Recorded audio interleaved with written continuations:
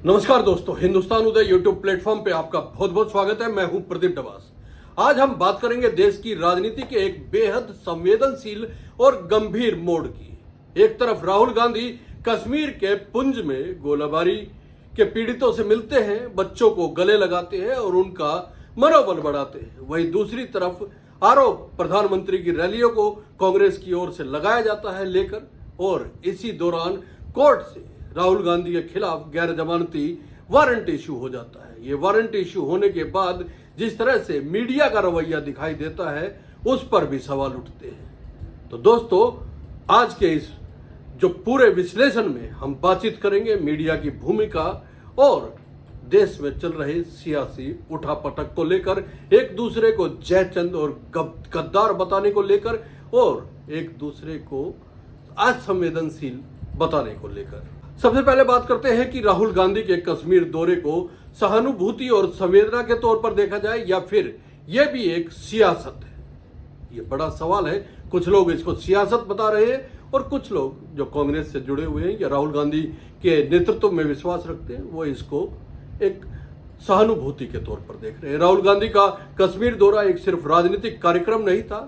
यह उस समय हुआ है जब पाकिस्तान की ओर से क्रॉस बॉर्डर शेलिंग और पहलगाम में हुए आतंकी हमले ने घाटी को फिर से दहला दिया था। पुंछ में गोलाबारी में मारे गए लोगों के परिवार वालों से मिलकर उन्होंने न सिर्फ संवेदनाएं जताई है, बल्कि यह भी कहा है कि उनके मुद्दों को राष्ट्रीय स्तर पर उठाएंगे। दोस्तों, राहुल ने बच्चों से मुलाकात की, उन्हें पढ़ाई और खेलकूद के लिए प्रेरित किया और कहा कि मैं आपसे बेहद प्यार करता हूं, जल्दी ही सब ठीक हो जाएगा। यह भी राहुल गांधी ने भरोसा दिलवाने की कोशिश की।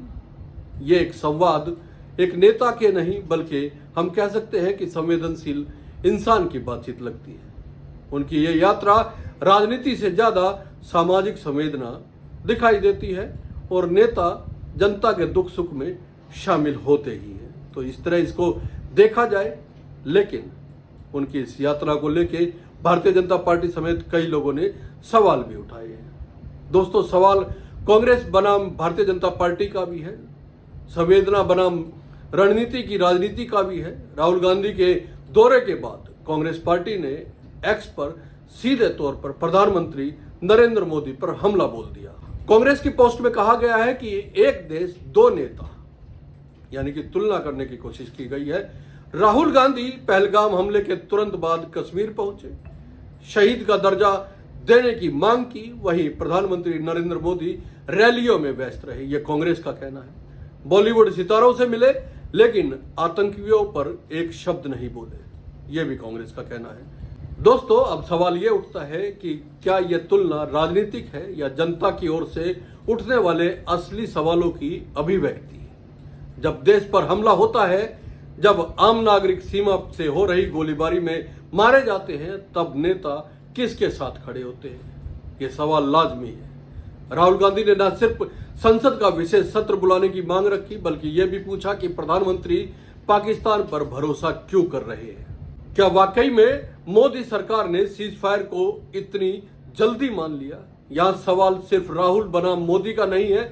सवाल यह है कि सत्ता में बैठे लोगों की प्राथमिकता आखिर है क्या? क्या जन संवेदना से ज्यादा चुनावी रणनीति महत्वपूर्ण हो गई है?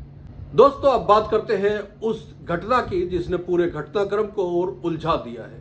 जब राहुल गांधी कश्मीर में थे, ठीक उसी दिन यानी कि आज ही झारखंड के चाईबासा के एमपी एमएलए कोर्ट ने उनके खिलाफ गैर जमानती वारंट जारी कर दिया है।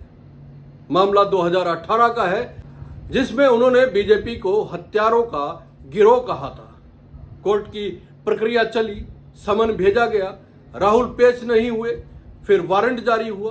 कानूनी प्रक्रिया को लेकर कोई सवाल नहीं उठाए जा सकते, दोस्तों, हम भी मानते हैं, लेकिन सवाल उन खबरों को लेकर तो उठाई जा सकते हैं जो गोदी मीडिया इस समय चला रहा है। गोदी मीडिया की नीयत पर फिर से सवाल उठता है। सवाल ये कि क्या गोदी मीडिया खबरों को चुनता है और सच नहीं दिखाता?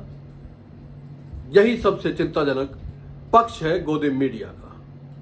राहुल गांधी के कश्मीर दौरे को गोदी मीडिया ने महज एक औपचारिक खबर की तरह पेश किया, जबकि कोर्ट के गैर जमानती वारंट को हर चैनल ने ब्रेकिंग न्यूज बनाकर दिन भर चलाया। ऐसे में जनता सवाल पूछती है कि क्या मीडिया अब सत्ताधारी पार्टी का प्रवक्ता बन गया है?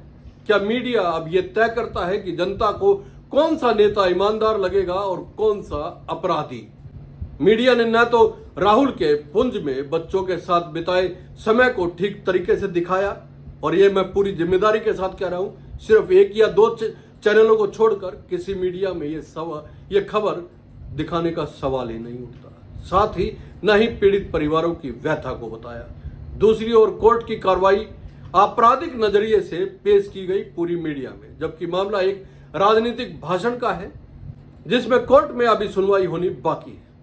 दोस्तों, पिछले कुछ वर्षों में प्रधानमंत्री नरेंद्र मोदी की चुप्पी कई बार चर्चा का विषय रही है, चाहे वो मणिपुर हो, किसान आंदोलन हो या फिर अब कश्मीर। राहुल गांधी पहलगाम में हुए हमले के पीड़ितों से मिलते हैं, तब मोदी बिहार में चुनावी मंच पर दिखाई देते हैं।